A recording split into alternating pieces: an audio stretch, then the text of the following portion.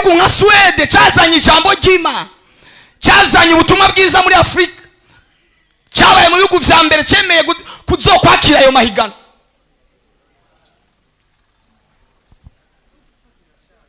Isi iri kirapfa, ariko biravuga ngo abazi Imana yabo bazokomera, nibamara gukomera bakora iby'ubutwari. Imana iguha gukomera mu izina rya Yesu mwa kino gihe kibi, mwa kino gihe kibi. Semeni haleluya, haleluya. Isi iri kirahereza imbaraga ubushobozi bw'umwiza, ariko reka nababwire abazi Imana natwe tuyegere kugira ngo Imana natwe iduhe imbaraga zo gushobora guhangana n'ibi bihe. Ariko abantu bazakiriye ngo batere haleluya, Imana iguha imbaraga nahisi. Oh haleluya, nahisi izohinduka bimeze gute, wowe uzoguma uhagaze mu izina rya Yesu. Komeza kugendana n'Imana, ndakwifurije kugendana n'Imana iteka ryose, ubuzima bwawe ucomeke mu Mana. Imana iguhezagire cyane, Imana iducomeke muri prise, iducomekemo umuriro udacika. Murabona abantu bakoresha telefone akayikoresha icometse kugira ngo umuriro ntuhere, agakiza kawe kagume muri prise kadacomoka. Ariko yaba munyumvise mwamuteye haleluya. Imana iducomekemo imbaraga mwa kino gihe nyene. Hari ibintu biriko biraza uravyitegereza, isi iriko irajayo.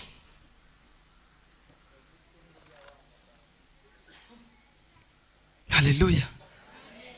Umugabo witwa Elon Musk w'umugwiza atunga heruka gukora robo. Mwarabibonye vyarasirikiye cyane. Robo ushobora namba ukeneye udakeneye umugabo uzogenda ugure robo.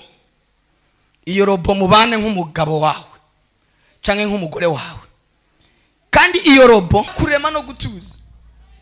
Dusome ijambo ry'Imana mu Itanguriro igice ca 5.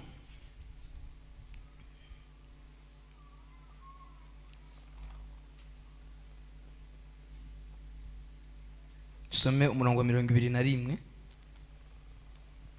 Haravuga ngo Henoki amaze imyaka 65 avyara Metusela. Henoki amaze kuvyara Metusela agendana n'Imana imyaka 300, ayivyaramwo abahungu n'abakobwa. Iminsi yose Henoki yamaze yabaye imyaka 365, kandi Henoki yagendana n'Imana araheza ntiyaba kiboneka kuko Imana imujanye. Amen. Imana ibahezagire cyane. Dusome kandi 6 ku murongo dere ku murongo wa 5, dere ku murongo wa 4.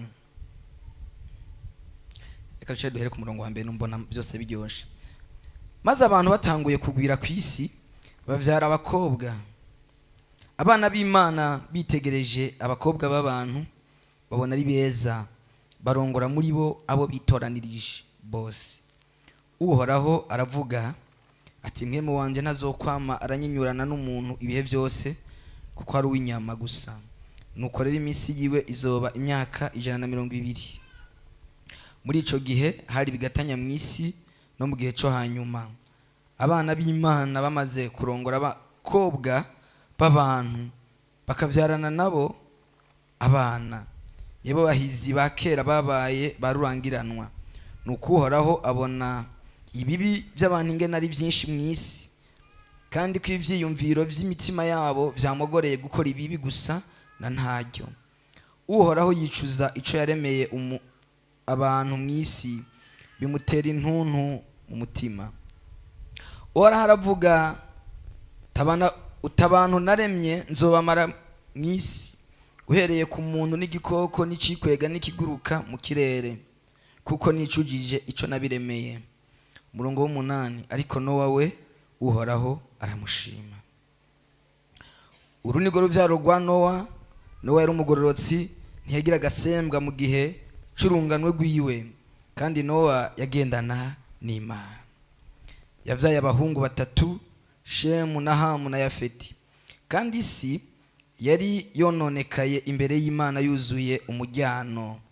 Imana yitegereza isi ibona ko yononekaye, kuko abari n'umubiri bose bo mu isi bari bononye ingeso zabo.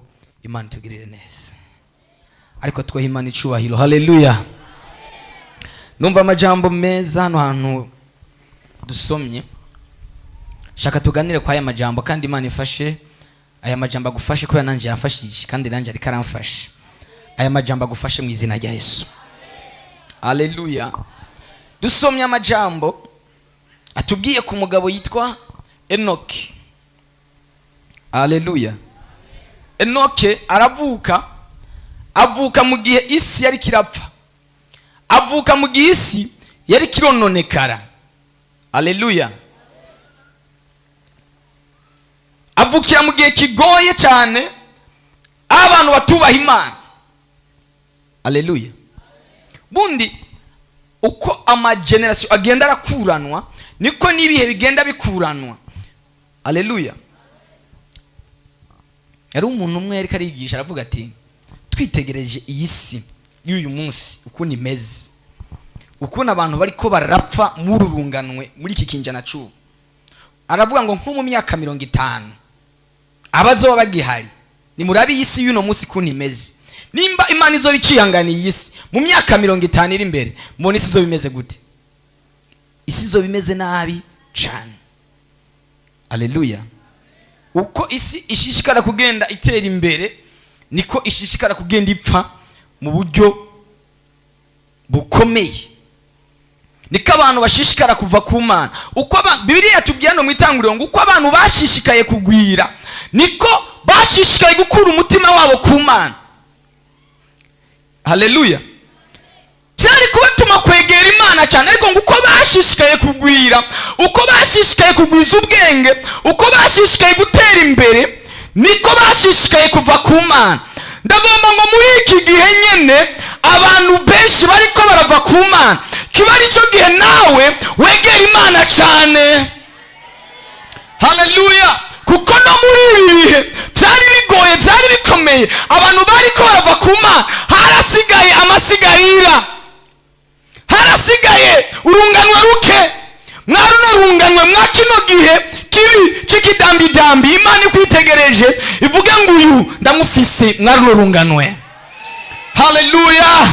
Imana ikumfashirize yitegereze irikiraraba mu runganwe gu, ivuga ngo uyu ndamufise, naho isi yose yohinduka uyu nzomusigarana. Akaba munyumvise wamuteye. Haleluya. Imana ikwitegereje yumva inezero, ivuga ngo ndafise umuntu muri Bujumbura, ivuga ngo ndafise umuntu muri Jabe, ndafise umuntu mu Buyenzi, ndafise umuntu mu Kinindo, ndafise umuntu ku Musaga, ndafise umuntu mu Kamenge. Nuko runganwe nyene yitegereje imuritse ibonemwe kurabemwo. Ivuga ngo ndafise umusore, ndafise umumama, ndafise umupapa, hari umukobwa iyo. Bwana sifiwe sana. Bivuga ngo icyo gihe muri icyo bihe bibi, muri icyo bihe bigoye, havuka umugabo yitwa Enoki. Haleluya. Avukira muri icyo bihe bibi, avukira muri izo ngeso mbi, hagati y'abanyangeso mbi, ngo amara imyaka 65 ariko arivurunga mu byaha. Ariko akwigije imyaka 65 ahindukiza ibitekerezo. Haleluya. Nacho bivuze imyaka wabaye mu isi nakivuze, icari gikenewe ni iyi myaka winjiye mu Mana. Birivuga ngo ivyabaye kera tutaramenya Imana, Imana yaravyirengagije.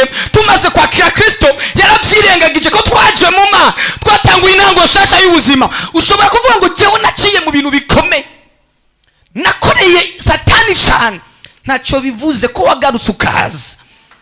Imana ihereye aho watanguriye. Semeni haleluya.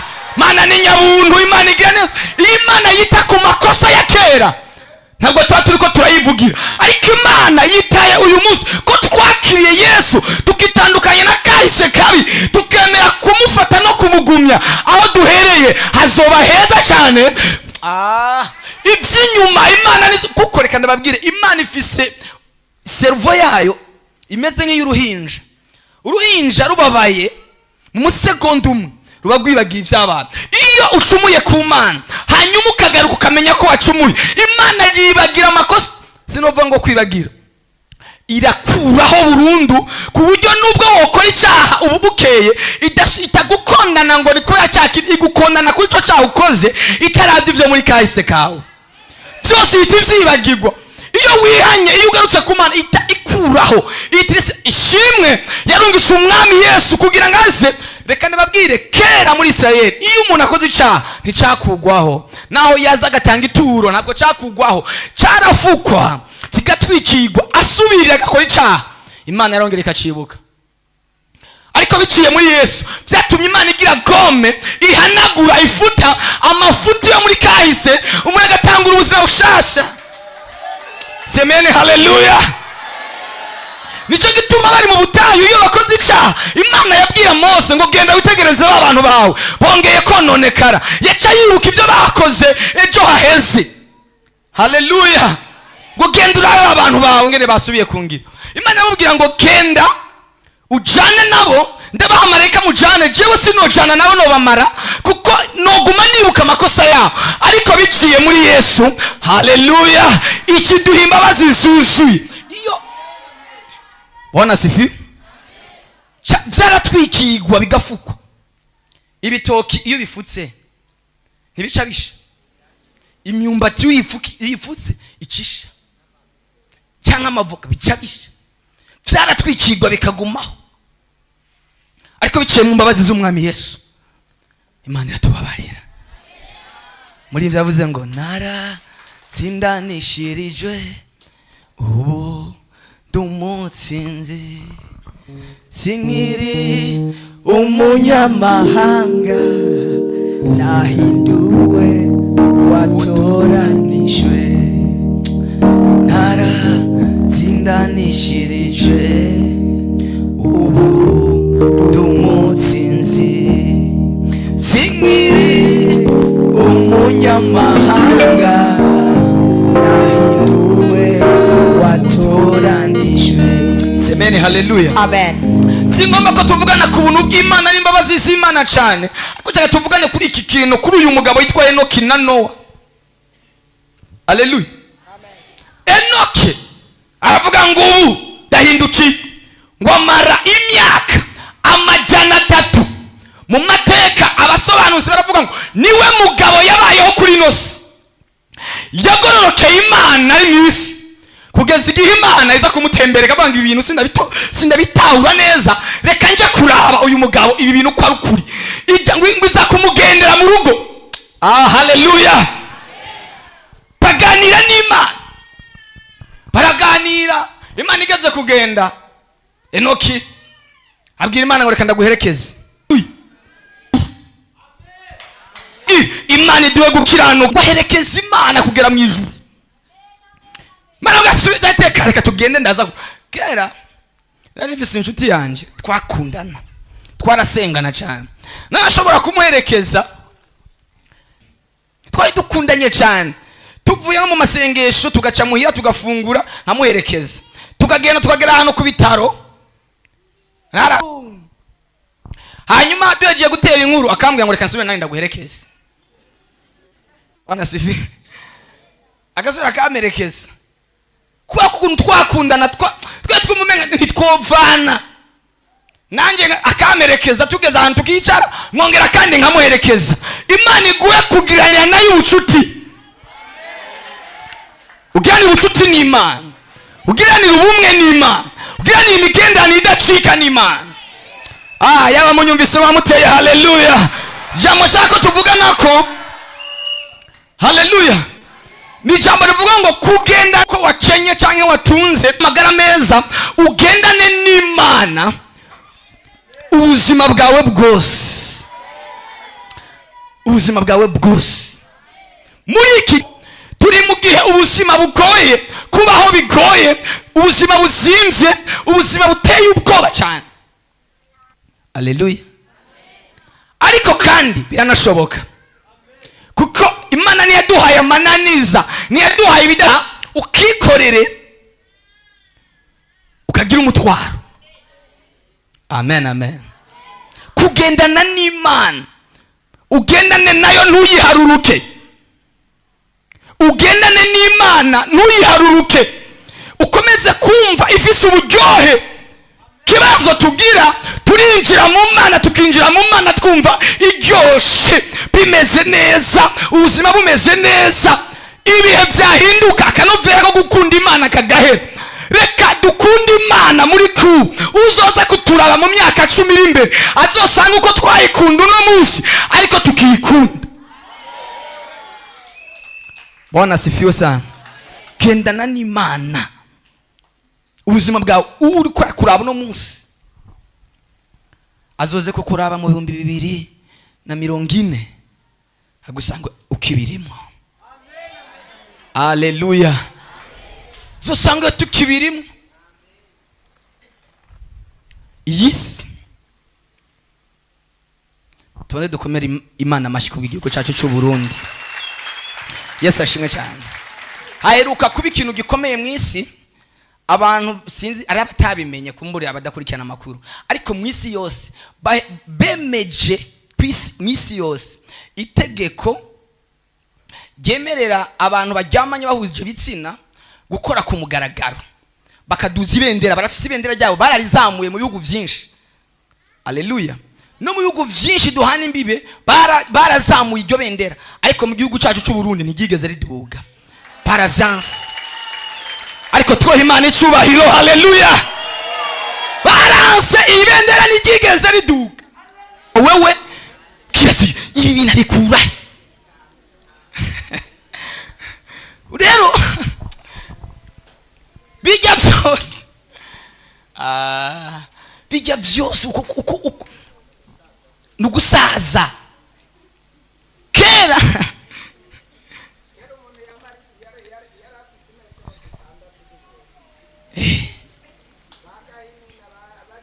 Badamu imetero 6 yapima 2,000.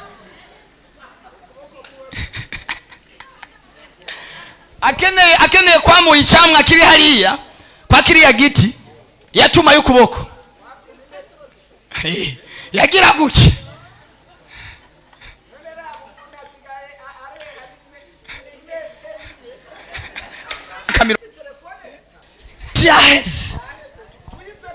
Twigira mu ijuru dukore ariko baraja mu ijuru. Haleluya. Imana itwongereza imbaraga, Imana itwongereza amavuta yo kuyegera. Bwana sifiwe. Yes. Ingwara zitigeze zibaho muri kahise zitari. Umwana aravuka akavuka afise umutima utugaye, wuguruwe n'iki? Wuguruse gute?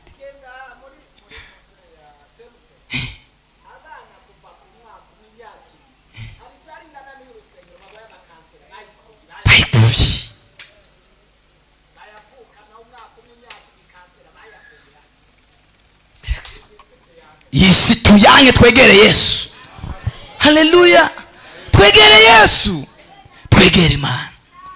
Kaya amazi yari inyota yo gucungura umuntu, wongera ugira ya nyota afise yo kubyuka gusenga, baravyitiranye bamuzanira inkari.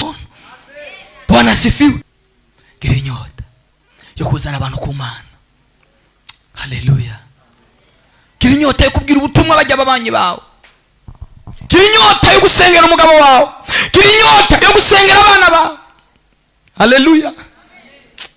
Umuntu umwe yarambwiye ngo, namubajije ati kubera utazanana n'abana gusenga, acambwira ngo abana banje ngo baranyankiye ngo kubera ko ngo biga ngo kuva kuwa mbere kugira kuwa gatandatu ngo baba barushe ngo bashaka kugira ngo baruhuke ngo uwo munsi umwe. Ntanabwo ati nivyo. Tisawa. Urabe imico bafise kwisa n'imico bari bafise igihe mwazanana gusenga. Arambwira ati ndabona ko ari ikintu cyahi batanguye kugira utugeso ko baruhuka cyoje mu mafilme, aratekereje aratuje ntaja gukina n'abandi igihe cyose yama mu cumba, ariko igihe cyose agiye mu cumba gusaba telefone. Wowe ukibaza ngo agiye ku telefone, ari mu mafilme pornographique.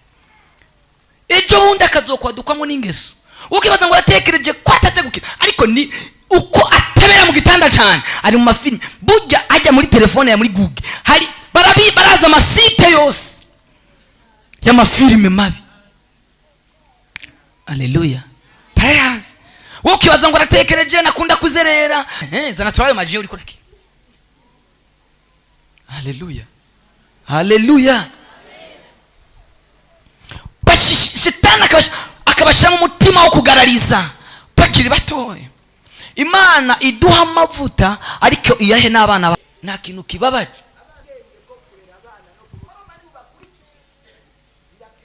Ngo abazungu bakizana ubutumwa bwiza, narasambanye kabiri ukagaruka narasambanye, ugarutse nk'irigira gatatu yafata inkoni akavuga ati uro nabonye ko si shetani ni ingeso, ubika inda hasi ubu ngira ndagukubite kandi ntiyagaruka. Yacha biheba. Bwana sifiwe. Nejo hari gari inkoni umugabo ari imbere hagakurikira umugore hagakurikira abana inyuma, mwese mutonze defile mwe muzi imbere y'Imana, Imana mwese nta munsi mukuru usumbi, mwese mutonze imbere y'Imana n'abuzukuru bawe.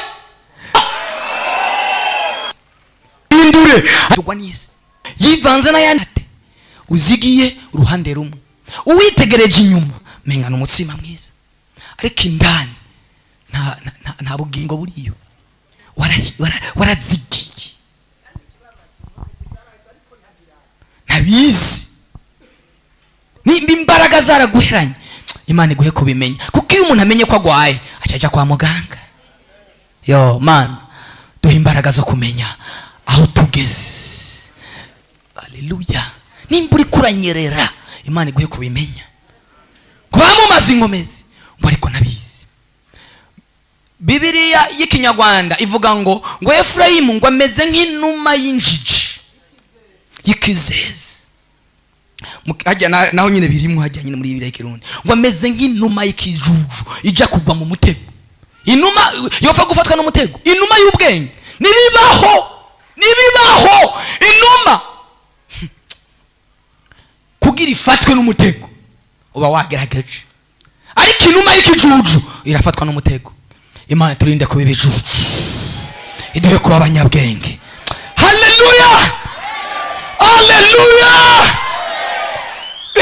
Ngo bamumaze inkomezi ngo yivanze n'ayandi mahanga. Umuntu yamubwira ngo kizwa, ngo none ngo bajya bobo ngo siko bameze, ngo none bajya bobo ngo ntibasenga, bariya nibajya wowe ni wewe. Haleluya. Wowe ni wewe, kandi biba ngo umuntu wese azokwikorera uwiwe mutwaro ujana imbere y'Imana.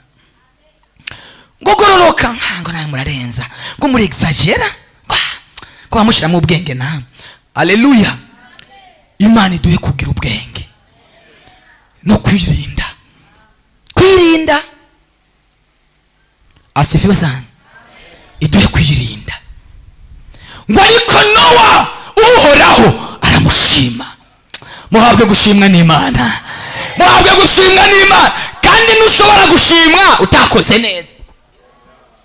Hajya hejuru Imana yabwiye Kayini, yari mu gice cya 4, Imana ibwira Kayini ngo niwakora neza uzokwemegwa, ngo ariko nutakora neza icyaha kirunze ku rugi ku mutima wawe, ngo ariko ukwiriye kukinesha.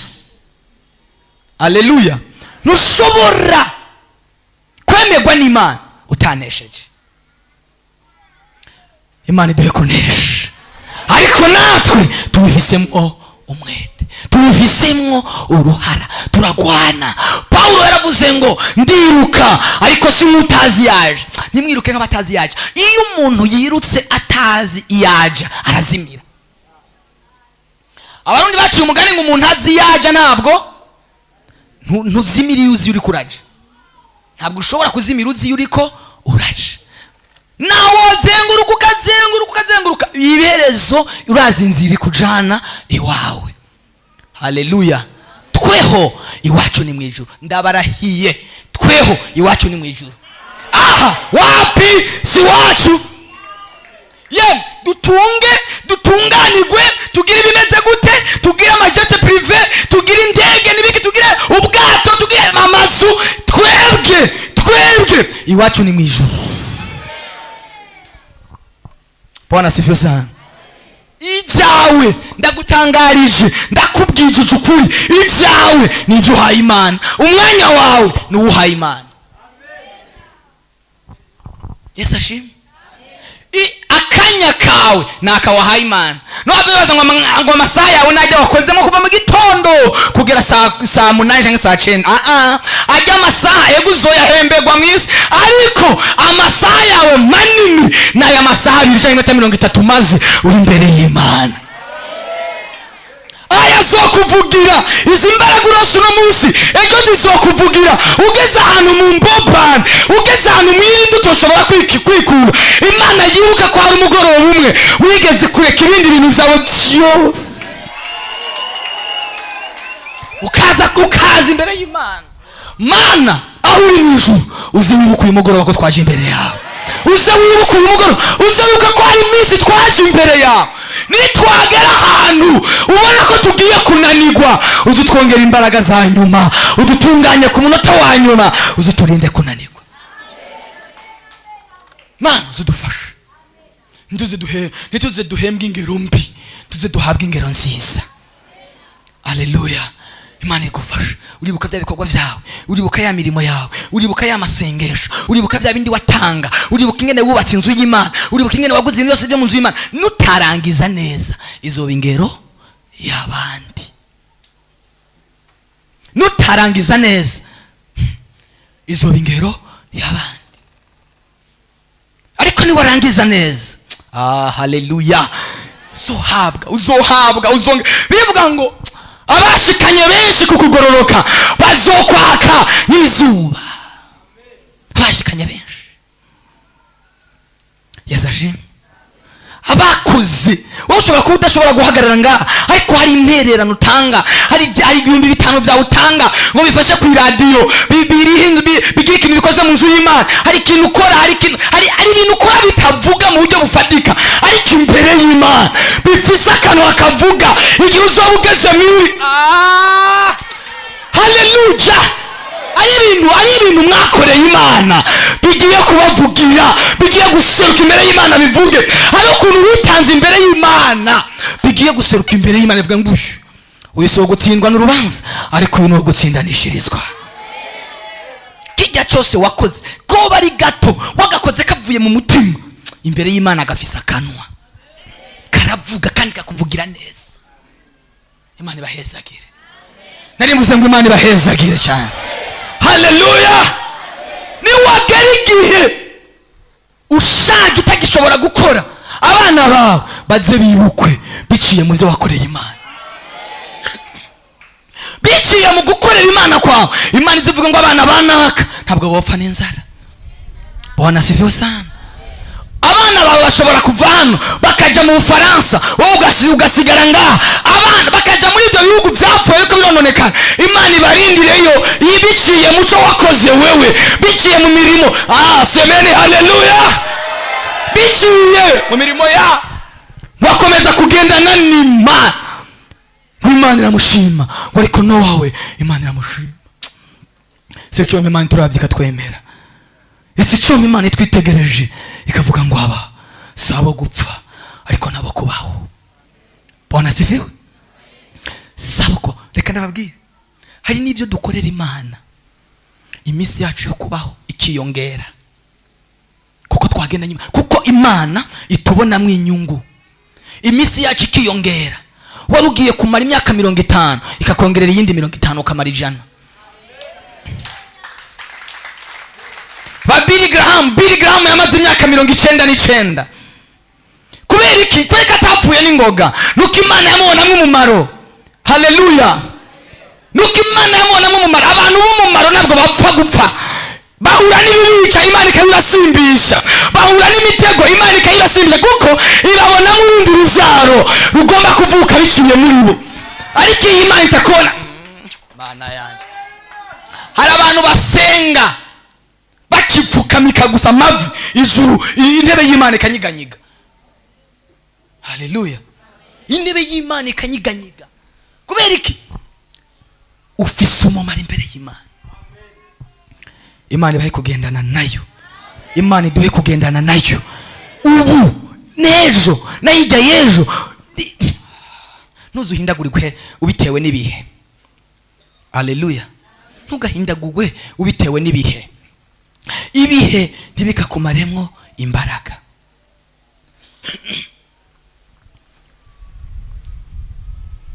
Yesu ashimwe. hari umuririmbyi rero wakuririmba indirimbo aravuga ngo biragatsindwa kuticigwa n'inzara mu bugaragwa, ngo ariko ukagwira umwumwa i Kanani. Imana idufashe cyane. ushobora kuba uri mu butayu, uri mu bugaragwa, ukubaha Imana, ukagororokera Imana, ukenye, ariko wamara gushika i Kanani mu byo kurya ukava ku Mana. reka ndababwire, niwagera ni Kanani ibintu byuzuye, uzokomeza kugororoka. ntuzufire i Kanani, ahubwo uzohakirire. hari abantu babi Kanani barapfuye, ukaba uri mu byiza warapfuye, bakakubona mu buryo bufatika bugaragara uri muzima, ariko warapfuye. ibyiza by'i Kanani ntibize bikwice, ariko ibyiza by'i Kanani bize bigukize. Imana iragirire neza. ndumva twosenga tubwire Imana y'umugoroba ngo Mana duhe kugendana nawe guhera uyu munsi kugeza ku iherezo ry'urugendo rwacu. Imana ibagirire neza. Imana ibagirire neza. usomye mu gitabo cy'Abaheburayo, uwanditse igitabo cy'Abaheburayo mu gice c'11 hari ahantu yavuze ngo ndondoye ibyo abagendanye n'Imana sinobiheza. ngo novuga ibyo Aburahamu, nkavuga ibyo Isaka, nkavuga ibyo Daniyeli, nkavuga ibyo abagaruriwe abana basa n'abakuwe mu rupfu. aradondagura ngwabo. Haleluya. bapfuye batarahabwa ibyasezerano, ngo ariko barabibona bikiri kure, bakabisasirira, ngo bakamenya ko ari akavantara n'ingenzi mw'isi. ngo abameze batyo ntabwo barondera igihugu Kanani yo ngaha ku isi, ngo barondera Kanani yo mu ijuru. ngo abameze batyo Imana ntabwo imara amazi no kwitwa Imana yabo. Imana niwayubaha nawe uzokubaha, niwayivuga neza nawe izokuvuga neza, niwayikunda nawe izogukunda. Cyangwa Imana aravuga ngo nkunda abankunda kandi abandondera udahumeka bose bazombona. niwakunda Imana nawe izogukunda. Haleluya. Haleluya. abacuba ngo none Imana irankana, yari Imana yankana. umuntu hari umuyehova umwe yigeze kumbwira, yaje aho nawe nicaye adafise agatabo kanditse ko ngo mbega gehinomu birabaho. baza banditse bene utwo tuntu, arakanyereka ngo urazi gusoma, ngo soma ngo gehinomu birabaho. cyane mubwira ngo irabaho, acambwira ngo guteye yobaho. kuno Imana ngo siyo yaturemye, ngo itureme, ngo ituremera n'umuriro wo kutwica, ngo kandi Imana ari urukundo. acangire ku murongo w'ijambo ry'Imana ngo kandi Imana ari urukundo. ndamubwira sinanibise Bibiliya ngaha, niruka mu nzu. ndavuga ati ndindira gatoya nzana Bibiliya. ndamubwira ati Bibiliya urayemera? ati urayemera? ishiza kukubwira uraza guca ucemera, uca wemera ko ibi bintu wakurikiye ari binyoma. ati ndakwereka yuko gehinomu iriho kandi abantu bazoja muri gehinomu. ndamweretse uyo murongo n'ubyo yesho Yohana, ahamya ngo nzogaruka ejo tubivugane. n'ubu ntaragaruka.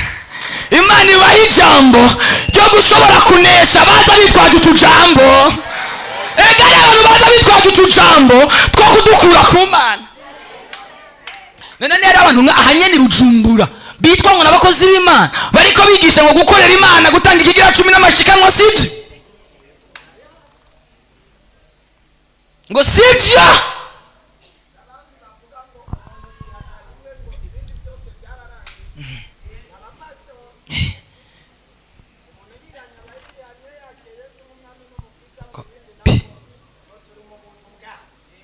Mbega wowe kuvuvuka umaze koga rimwe,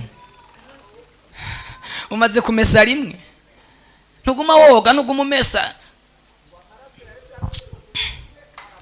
Rero iyo uhuye n'abo bantu utagira ijambo bazokunesha. Haleluya. Bazokunesha, bazoguma idegembye, none taheze baba mu rushengero ari ndaya arabasambanye ngo vyararangiye. Ariko mweho, haleluya, akantu kararyoshe ngo ariko mweho n'abasengeye we Imana ikuvuganire, Yesu akuvuganire, mwe muyera kuvuganire. Semene haleluya. Wakira imbaraga zo kumenya bene abo nibakuza imbere uzobamenye. Muhaguruke dusenge Imana. Mana we dore kubamenya ngo baza muri twebwe, ngo banyengetera muri twebwe bafise ishusho yo kubaha Imana, ngo ariko bagahakana ubushobozi kwa. Bafise ishusho ngo bagwanye ukuri nk'uko Yane na Yambure bagwanije Mose. Yane na Yambure n'abapfumu babiri bashatse gufovya umugambi w'Imana imbere ya Mose na Farao. Bazana inzoka zabo baziterera hasi. Haleluya. Bazana abapfumu babazana imbere ya Mose. Ariko muri uyo mwanya, muri uyo mugoroba, inzoka avuga ngo inzoka ya Mose irasama. Haleluya. Irabumira bwose. Muri uyu mugoroba muri habe n'imbaraga zo gushobora kumira ubwo buyoka bwose bw'abapfumu n'abanyamareba bashaka kugukura mu Mana. Nibaza imbere yawe Imana izoguha ubushobozi bwo kwasama umire imbaraga zabo. Semene haleluya. Muri wewe harimo imbaraga nk'izari muri Mose. Yo, ariko hari umuntu avyakiriye ngo atere haleluya. Vyakira mu izina rya Yesu. Imbaraga izo Imana yahaye Mose ku munota wanyu. Imana yabwira Mose ngo Mose, naho batakwemeye, naho bagusuzuguye, hasigaye rimwe. Erega hasigaye rimwe bakamenya ko twakurikiye Imana we. Hasigaye rimwe inzamba y'Imana ikavuga mu kirere, abakoreye Imana bakambara amababa. Yo, kandi bazobimenya ko twari dukijijwe. Naho uyu munsi batavyemera, naho uyu munsi bagupinga, igihe uzozamuka, haleluya, utazobukira muri rya quartier iwawe, bazomenya ko wari umuntu w'Imana. Igihe utazobukira hajya ahantu ukorera bagupinga, niwamara kuhava bazomenya ko wari umuntu w'Imana. Nitwazamuka tukaja mu ijuru, Imana ibwira Mose ngo asigaye rimwe, ngiye kwemeza abagupinze.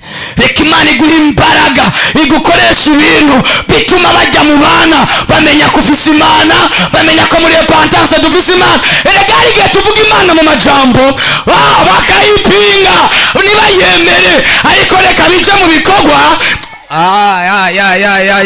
Mwabagabo mwe nimwakira imbaraga z'Imana, mwakira amavuta y'Imana, mwakira ubwiza bw'Imana, mwakira amavuta adasanzwe, mwakira kuduzwa ku rundi rwego. Deribashe koya neza. Zamura ibiganza imbere y'Imana. Roboshkos. Saba imbabazi Imana ko vyakugoye. Ntituri gusenga umwanya munini, ariko tugiye gusaba umuntu mugoroba inkomezi zo kugendana nayo, ariko niyo dusigira ku bicafu, niyo dusigira ku bicafu ye. Panza ubwira Imana ngo Mana, nagiriye mu bitagira umumaro, nagiriye mu bitameze neza, ndaciye bugufi imbere yawe. Gloria Ramanteria Arikoria doza Shiko Sidelando. Hallelujah.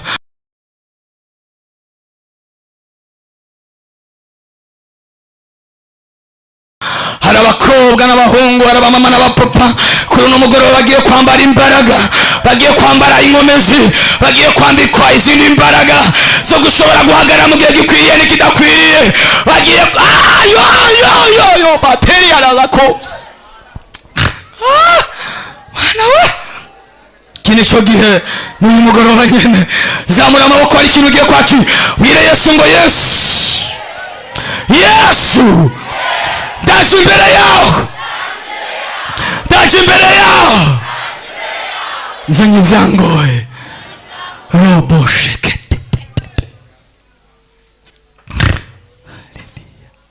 Hallelujah, hallelujah, hallelujah. Nande l'enfant de la.